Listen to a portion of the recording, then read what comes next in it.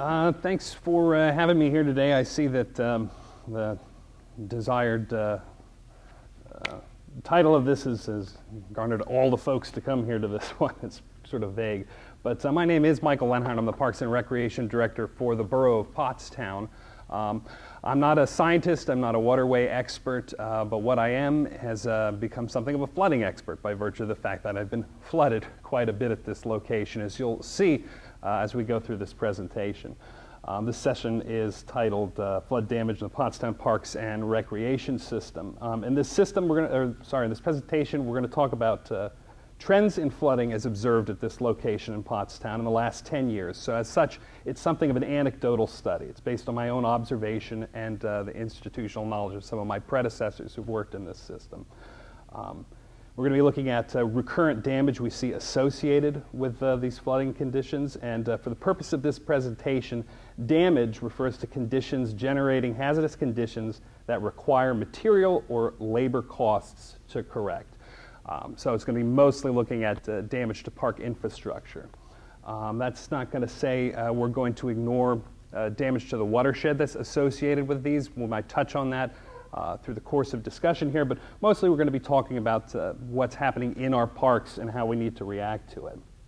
And I think that you're going to see in the trends in flooding shouldn't be anything earth-shattering, right? It's something we're well aware of. There has been an increased frequency and magnitude of these events, so don't expect to have a revelation in that respect, but hopefully you'll find some interest in seeing how it's affected this specific infrastructure. And then we're finally going to finish up with decisions we've made and how we construct and maintain the parks as a result of this. So first off, I'll introduce you to the Pottstown Park System. You can see up here we have two significant waterways here affecting Pottstown. This is Pottstown as a whole with our park system noted. You can see we have the Manatawny Creek right here. I was wishing there was going to be a laser pointer. And we have the Schuylkill River running along here, right? So in our park system that serves Pottstown, we have this is a 5.5 square mile municipal area. There's a population of 23,000, and this park system has 118 acres total. There's 17 properties. Of those, 13 are parks. All right, we'll get the difference between that in the next slide. So in those parks, you can see these are the amenities we have. We have 25 playground units. We have a dog park, a skate park, a BMX track, a spray park, 7 athletic fields, 1 community center, 3 tennis courts, 4 basketball courts, a mini golf course, and our workshop, which services the system. You can see the square footage, about 3,500 square foot, right? We're very blessed to have a robust park system to serve this municipality. Highlighted are the amenities in the floodplain. So you can see this makes up quite a bit of what we have to offer here. 104 of the 118 acres is in a FEMA floodplain. The 17 properties, 4 properties are in that. So that's 2 parks and 2 facilities that are athletic facilities that we lease out. These are baseball facilities to Legion Baseball as well as Little League. The playground units you can see noted. The dog park, the skate park, the BMX track, the spray park. These are all very unique amenities. They're all located in the floodplain. 5 out of the 7 athletic fields in the floodplain. And most alarmingly, our workshop, which contains our equipment that services all of this. All right, in addition to the 2 major waterways I noted in the Pottstown Park System, we have the stormwater arches. Is anybody familiar with Pottstown stormwater arches from either experience or discussion? All right, well these are, you could do a whole segment on these, and I'm not the expert on these, but I'll just make note of them because they are not the primary factor that fuels damage and flooding in our parks, but they are certainly a part of the landscape of Pottstown that contributes to it. You can see they're noted here. These are underground streams. All right, these are completely underground. What you see here does not daylight anywhere, noted in red, except at the waterway. These are generally 8 feet below the surface, so they're about 8 feet down to get to the top of that stormwater arch. They were built privately over the course of 150 years. So in other words, if you owned property, you had a creek on it, you wanted to develop it, you built over top of it. It's not something that was built continuously. Each section is different based on where it was built and when it was built and who built it. So you have a hodgepodge of mostly fieldstone arches that sit over top of a sediment bed. regular bottom creek bed. Some sections you'll find have been dealt with in the last couple years. They might be in galvanized sleeve. Other sections might have been reinforced with concrete, but most of what you'll find down there are brick or fieldstone arches. If you walk down there, which I don't recommend, you'll find that, as happens, erosion is pulling the creek bed down, it's undermining the sidewalls, and these things are collapsing throughout the years. Like I said, whole other issue. Don't want to get too far into the weeds on that one, but it is worth mentioning as a contributing factor to the overall landscape of Pottstown. So next, let's take a look at the damage I talked about. What constitutes damage? In this case, it's anything that's going to take us time and money to correct. Here we have types of flooding damage, and this isn't, again, going to cover all the adverse effects of flooding, but with respect to the park system. This is erosion right here. We have a couple types of erosion damage here. I'm sort of grouping it into two groupings. One is depositing of sediment in places where it doesn't belong. You can see here it's on the riverfront path. That makes for slick and dangerous conditions. And then on the right, you can see the erosion has carried away our sediment. In this case, it's undermining hardscape structures on the bottom right, and it's undermining natural things on the top right. We don't want to lose any trees. We don't want to lose any land mass. We don't want to lose any hardscapes that are undermined. This is a problematic type of damage. And next, we have just the pure force of water, either taking away things that we want to remain in place or taking away things from elsewhere and slamming it into things we would like to remain in place. Carries off a lot of our amenities, including benches, trash receptacles, and portable toilets, as you can see here. This is especially problematic if anchoring is already undermined by erosion. Turns debris into battering rams, as you can see at the left here. We have the demise of our bridge. This pedestrian bridge we'll talk about in a moment. But that really combines all of our flood damage in one, and we'll sort of get into that. But here's the FEMA flood map, and you can see this is all of the amenities that we talked about as being in the floodplain are pictured here. So that goes from the leased properties, the athletic fields up here. This is Riverfront Park. I'm sorry, this is Memorial Park, and this is Riverfront Park. We're going to talk mostly about Memorial Park. The reason for that is Riverfront Park, as far as a recreational space, is mostly geared towards natural enjoyment. We have the Schuylkill River Trail. We go there to enjoy natural things. We don't have a lot of installations there. Memorial Park, this is our big playground for all of Pottstown, for our 23,000 people. This is where they go to get the open space. This is where there's been a lot of development over the years. So most of our damage is taking place right in here. And you can see the whole of the park is essentially in that FEMA floodplain. So what we've seen in terms of trends with flooding here is, as noted in the graphic, 2008 to around 2018, what we're calling regular flooding, something of every other year, what we would refer to as low and slow. This is mostly backup flooding. It's dependent upon Blue Marsh Dam release. If you're familiar with Blue Marsh, it's upstream from us. When they get a lot of rain, they release. That raises the level of the Schuylkill, and when the level of the Schuylkill is high, that causes the Manatawny Creek to back up. It has no place to exit, and it's going to jump the banks right here in the center of Riverfront Park, essentially right where this pin has been dropped. That's exactly where it begins. However, that type of flooding we found is reasonable flood levels, or in other words, it's sustainable. Right. The amount of flooding, the amount of damage is something that we can recover from. That's what we've observed myself and the knowledge I have from about 2008 to 2018.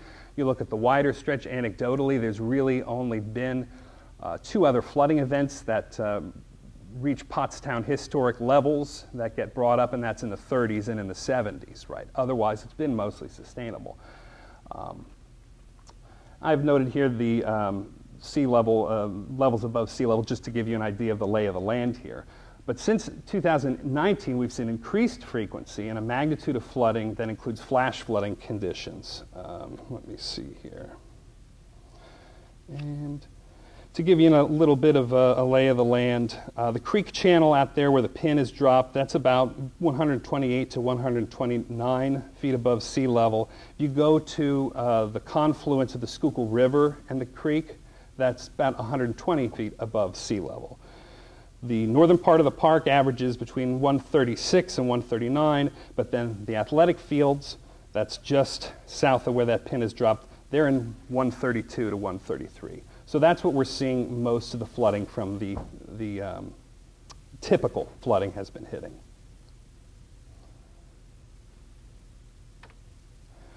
All right, and here's the layout of Memorial Park. Here are all the things that are in harm's way. So again, we've sort of turned everything here, but the Manatawny Creek is flowing down towards the Schuylkill River. Here's where we had our pin dropped. Here is precisely where the bank is generally overflowing during that low and slow flooding. So it's running right across Field 2, Field 1. They very wisely located a lot of this towards the edge of the FEMA floodplain. But back here we have the Bark Park, which is mostly fencing that's in low-lying land. All of this down this way is very firmly in that space. And here is our pedestrian bridge, which again we see is right where we hit our crisis point.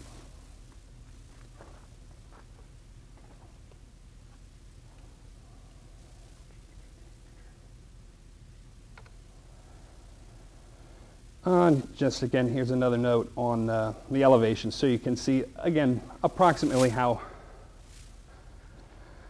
big of a difference we're talking about. You know, here's 132, and the stream bed is right here where this point's taken. And then as a point of reference here, the rest of the town in general is about 150, so well out of the flood area. We'll kind of come back to this later, but that's why the problems we're talking about are mostly parks problems. We don't really get into talking about this flood with respect to the town, because the town fares fairly well. It's actually the park system that takes the brunt of it. Mini golf is located at 139. That's way down south outside of here, but we'll come back to talk about that a little bit later. And the island, for reference, is this area that we talk about right here. There's a floodway. So Primary Creek runs here, floodway around here.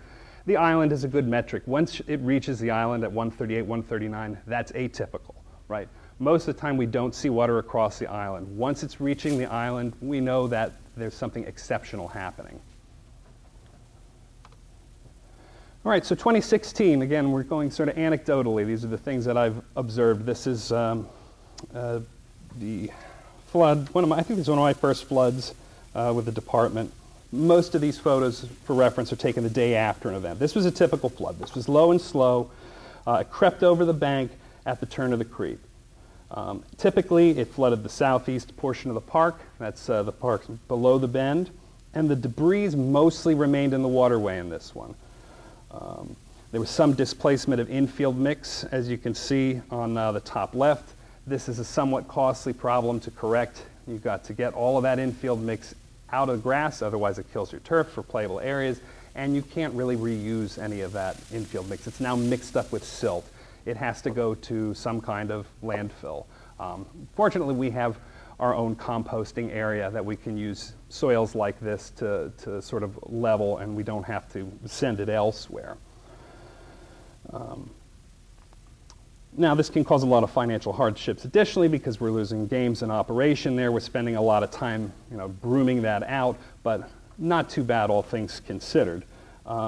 This, again, was what we consider sustainable flooding. The amount of work it takes to fix this is not too bad, right? And this is the kind of stuff that has made these things remain in the parks, all right? They've been sustainable because we've seen this level of flooding, this level of maintenance required over the course of years, right? The Memorial Park has been there since around the 1930s.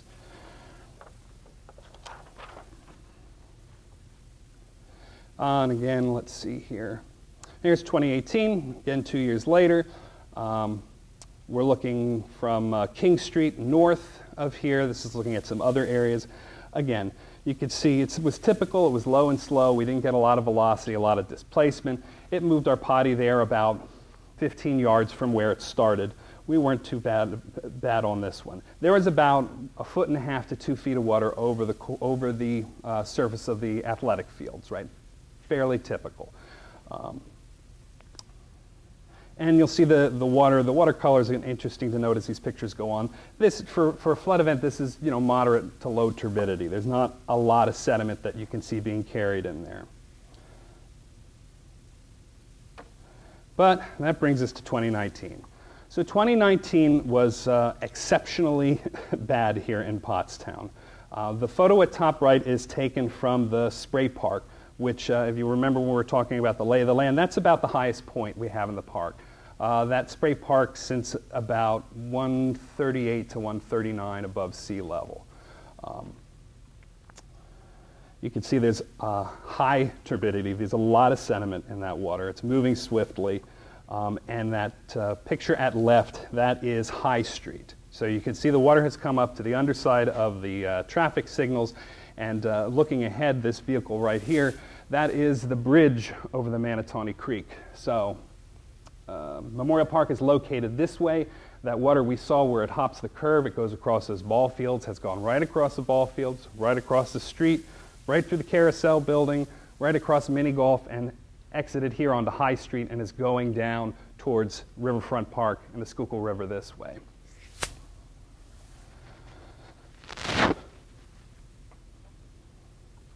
Let's see here. Bottom right, you can see that it is about 1 foot short of cresting the dike wall. That bottom right, you're looking at my workshop. You're looking at all of my equipment and all of those things. That's playground mulch that's stockpiled there to be distributed. So you can see very clearly where the water crested, where it stopped. I think this is a good point to say that when FEMA did that floodplain assessment, they did a very good job of it. It's very accurate. You can see that presumably the well-permitted dike wall was put in correctly because it did save the areas it was meant to, but only just. We really cut it close on this one. The reason that 2019 is so special, right, is we had some exceptionally strange conditions there. This was not predictable. Nobody saw it coming. This was not low and slow. This was caused by, let me say, pluvial flooding, right? This was 4.5 inches of water within an hour and a half that fell directly on the greater Pottstown region and areas just upstream of where we sit in the watershed. So again, this was exceptional. It's not something you can prepare for. We will spend more time looking at damage from this one because we have the smorgasbord of all the types of damage associated with this particular flood. But again, it's not typical of what we see. Some of the alarming trend comes with the subsequent 200-year floods that were low and slow but still persisted to happen year after year. In any case, here's 2019. This is our bridge, and you can see the force of water destroyed that pedestrian bridge. So what we had was multiple things happening. First off, on the right, you can see that is the bridge abutment. That's after the bridge has been removed. The abutment has been undermined and exposed due to the erosive forces. Obviously carried away the soil, undermined the abutment, and then the force of the water caused the debris to dam up along that bridge. The force of the water continued to push on it, and combined with the undermined abutment, actually shears the abutment apart there. You can see at right pretty clearly where the abutment fails. And then the continued force of water pushing on that debris that's dammed up against it did end up twisting some of the steel components. It wasn't so strong as to twist those primary beams, right? That's not quite enough force. But between the force of the water, the weight of the bridge against itself as it failed, we did end up warping some of the steel components that the whole thing had to be discarded. And if you recall the lay of the land there, that effectively sunders the park in two. So we have a north portion and a south portion with amenities and no connection. So this impairs the park further. And then more 2019 damage. You can see the other type of things we're looking for. Fencing, again, the force of the water and the materials it carries, it dams up along that fence, and then the force of the water destroys this fence, just pushes them right down. Water can't move through the chain link anymore. It's been compromised.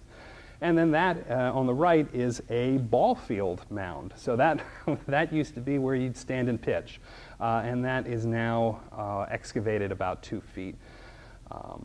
This particular flood, if you're familiar with the construction of ball fields, they have a drainage layer. Some of them have pea gravel, and then they have the sand component, the Diamond Tex mix. The force of the water actually stripped that all the way down to the drainage stone. So we lost all our pea gravel in addition to all of our infield mix. And here it is from another angle.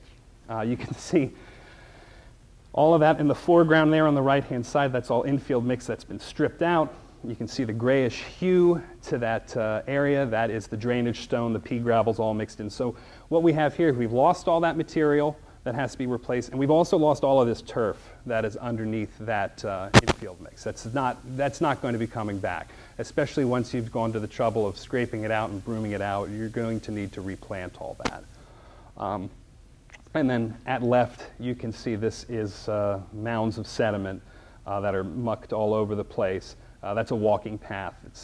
So something like this will take a crew of 4 about a week to clean up. Now, the biggest issue we have here is not just the amount of time that it takes to fix this, but all of this sediment that you see here, really the only way you're going to get rid of it at this point is it's going into the stormwater system. There's no way to move it otherwise. Scoop it up and throw it in a grassy area, it's just going to kill the grass. What we prefer to do is let it dry out, broom it into the grass. You know, some of those sediments remain, we don't lose them. Something like this, it's going to take a month of Sundays for it to ever dry out. The only way you can get rid of this is to hose it out with a jet truck. The only place to hose it out to at that low-lying location ends up being the stormwater management system. So we hate to do it, but in this particular case, that's what we had to do. Again, what was residual we were able to broom off, but in order to get a fair chance at drying, it all ended up going down the drains. Let's see here. All right, so that was 2019. And we thought, okay, how could it possibly get worse than 2019, right? That wasn't so bad. We made it through. We lost a lot of stuff, but we'd be fine. 2020, less than a year later, all right, we get hit again, once more in the 100-year floodplain. Again, you can see, even though the flood levels a day later are still similar to what we're looking at in the 2018 photo, you can see there's a lot more sediment and there's a lot more turbidity. There was a lot of water moving through here. This was backup flooding, but at a much higher magnitude, and we did see 4 feet of water across the main park. So that, again, that main park that is at 132 above sea level. We're previously seeing about 1.5 feet to 2 feet through there. We were seeing 4 feet across that. All right, we're seeing similar levels to 2019. We saw flooding again to the island and to the island areas of the north that generally sit higher, and we'll go to those in a minute. Fortunately, this did not reach the Carousel Building or the mini golf located to the south from here, but it was pretty close. The ball field damage, again, was not as bad as what we saw in 2019, but bad enough. We still ended up losing material. We still ended up spending a week cleaning that up, and we still ended up putting sediment down the drain.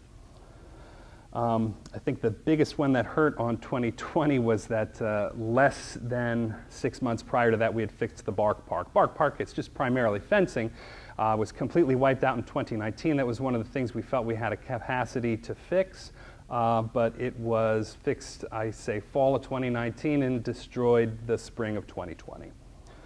So that was about $10,000 down the drain when all is said and done. What's that? So to speak. So to speak, yeah. All right, so how many people here are familiar with playground construction? No fair for you, Drew. You're not allowed to answer. I think you are. So you know about the playground surfacing system, right? So those of you who don't know, playground surfacing system is pretty integral to the importance of a playground. That means if a kid falls off a piece of equipment and they hit their head, they're not going to be seriously injured and die. Doesn't preclude all injury, but it's a piece that attenuates the impact of falling. So safety surfacing is pretty important. It's one of the big design pieces that came out of this. This is the safety surfacing system at the newly built Memorial Park Playground. This was located to the north. This was located at about 136 feet above sea level, just north of where the water tends to jump the embankment. Right. This is the exact same location at which a playground existed for about 15 years prior to this new equipment going in. Right. So again, what was previously sustainable flooding we see is going away. That playground may have made it through all the floods up until 2019, and it didn't even.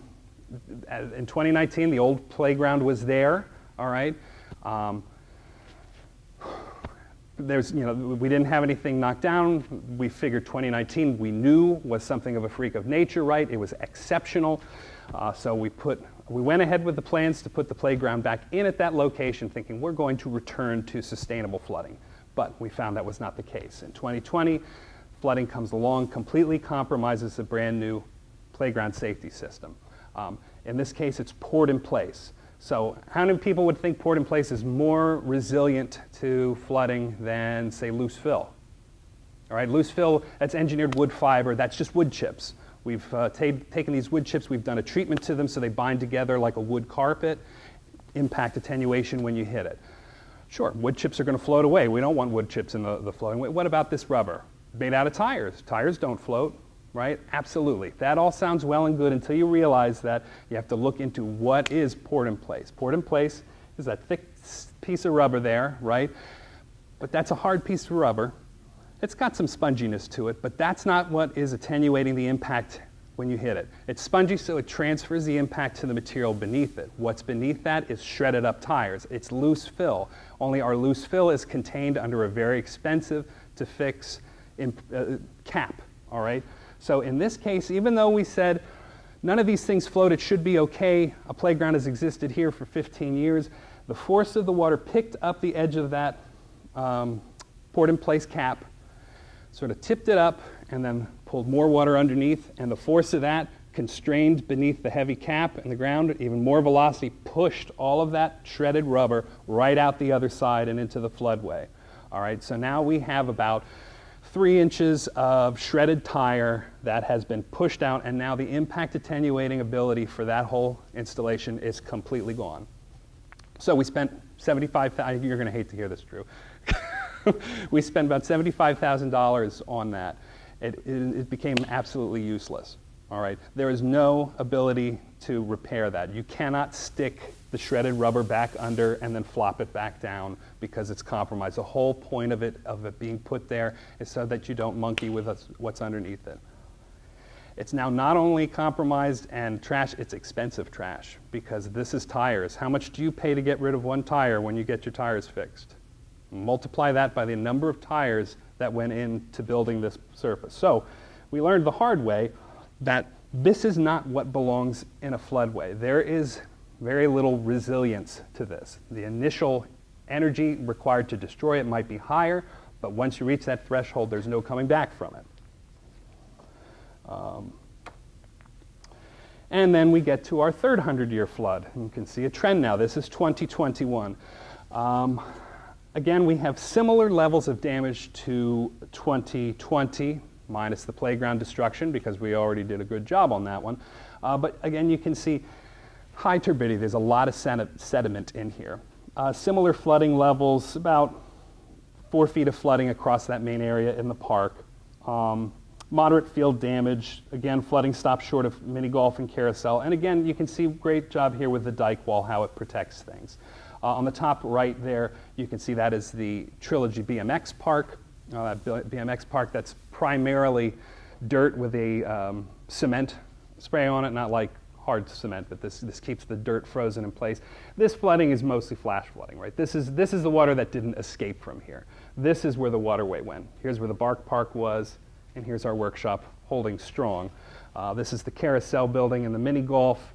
Again, you can see we escaped destruction there. The FEMA flood map, very accurate as to what we're seeing, but completely filling up the waterway here. And this is, for reference, the King Street Bridge when it was under construction.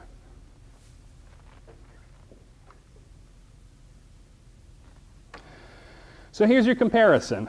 These are, on the top left, you have 2016, taken right where the water typically jumps the embankment. Again, moderate sedimentation there, but pretty manageable. It's dropped one piece of debris there just in the foreground. We did okay. The island is up there on the top right. On this one, again, this is the area that's sort of our litmus test of whether we're really flooding badly or not. But then takes us to 2021. In 2021, the area you're looking at from 2016, that's at that point under a good 4 feet of water.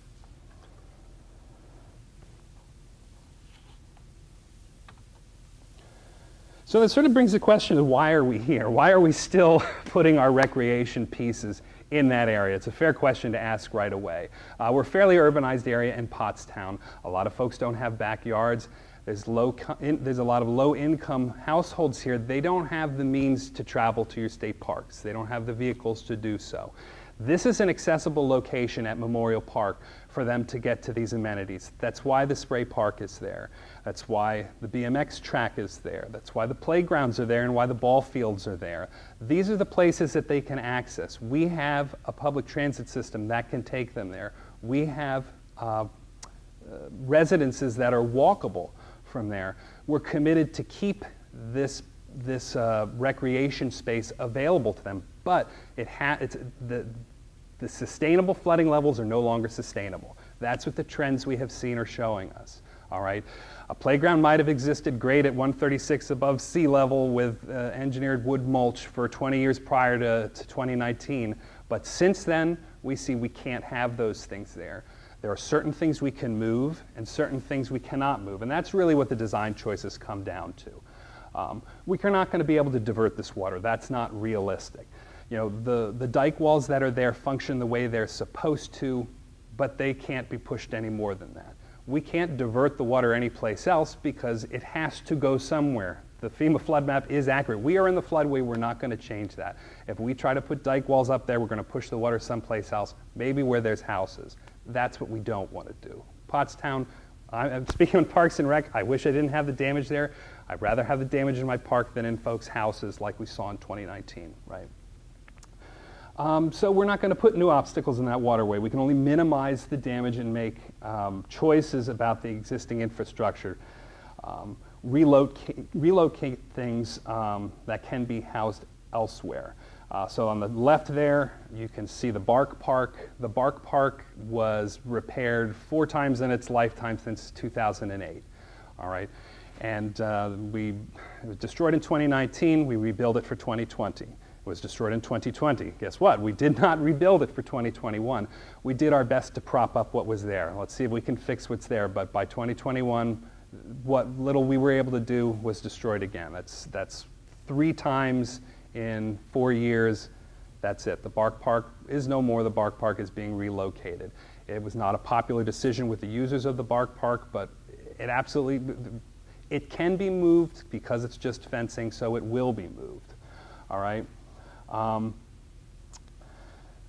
Note on the right there, that's your engineered wood fiber, right? So that's in a flash flood area at Maple Street Park. That's not part of our flood zone, but it's a good example to see what flooding does to engineered wood fiber. That's, you know, less than desirable. We don't like to see that material pulled out, but we can replace that. We would replace that very easily. I can buy a 90 cubic yards of engineered wood fiber for about $1,500 with delivery these days. That's way different than $75,000 worth of tires that if they're destroyed, I have to pay another $15,000 to dispose of correctly. So when we're building things in the floodway, even though we'd like to do some of those more exciting things with accessibility in terms of the port in place, we have to refrain from it. We can't do that anymore. Engineered wood fiber is technically ADA accessible. We know it's not the greatest, but we just cannot afford to put these things in the floodway. We need something that is resilient, that we can maintain to bounce back. Things like the athletic fields, we have no other place for those. We know those are always going to be in the floodway because that's where the land is at that we have to use them. So we have to concede that this is something that's going to be damaged that we're going to have to repair. The Bark Park can go elsewhere. The playground areas, we can surface with things that might not be as sexy as the port in place. They're not as bright and they're not as beautiful, but we can service those without being a resource drain. We do focus, therefore, on making, and this is a piece with park design, need to make sure, therefore, that we're servicing the rest of the park system with some of those components to make sure that we have those accessible components at other parks, right? So we're doing 2 park projects in the next year at Chestnut and South Street Parks, and we're going to be making those accessible and inclusive because they're not in the floodway. And let's see, we'll talk about every foot helps in a moment when we get back to Memorial Park Playground. But on the bottom right there, you can see that's one of our electrical boxes that was completely underwater in Memorial Park in 2019 and in 2020. That's a reminder that you need to have a plan when these things are going to happen, right? So we know when Memorial Park is going to flood, we need to go pull the main power at King Street, shut off power at the pole to those locations so we don't have more problems. As it is, all of these breakers are going to have to be replaced, but at least we're not going to be burning things out. So again, here's a Memorial Park system, and those 2 points on the left indicate the old Memorial Park Playground. That's the engineered wood, previously there's engineered wood fiber here. Then we put our port in place, right, and after that was destroyed. This was where the old one, this is 136. This is where it was moved to in 2021, late in 2021, actually after the last flood. So we were able to pick up all the old equipment and install it all right here, and it's just a few feet higher, right? But it's a few feet higher that sees considerably less flow, first of all, because this is all laying low in here and all runs. The reason this was a problem is the force is pushing through here, right? Only a little bit higher, but it's more importantly, it's topped with engineered wood fiber, right? So even if we see 2 feet of flow across that, we're going to be able to correct that. That doesn't preclude damage that might be caused by a log being picked up and pushed through the equipment, but again, nothing is going to stop that. We have to take our risks in this particular case, but we've minimized the risk. We've moved it as high as we can. We've moved it in a place where we can see regularly what the flow does, right? And the higher velocities are really occurring exactly in here, which is where the embankment drops down, the water is, again, jumping and moving this way.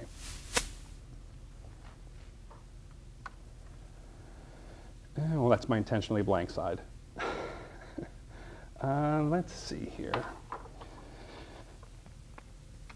So this is Riverfront Park, and we can talk about this a bit here. This is the other project we're working on with respect to flooding in the parks. And this is another good example of a lot of your flooding issues pictured all in one photo.